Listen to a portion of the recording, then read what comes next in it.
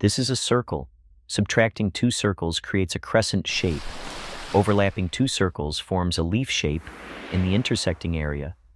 Overlapping three circles produces a shield shape, or something like a clover. If four circles intersect, you can get a shape similar to a bat logo. Adding and subtracting circles is a common technique in graphic design. I believe you have grasped the basic principles. Let's try using circles to draw a graceful Antipodean opali dragon.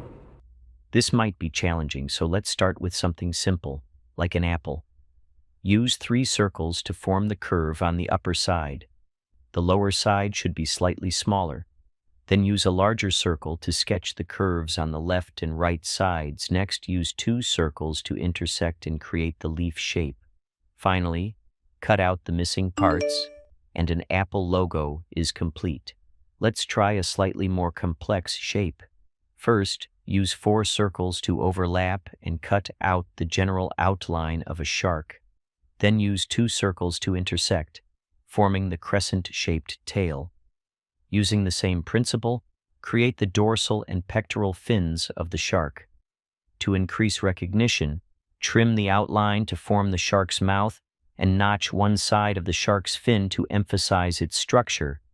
Though cutting shapes with circles might seem complicated, the essence is a combination of addition, subtraction, and overlap. We can also choose to retain the edges after splitting.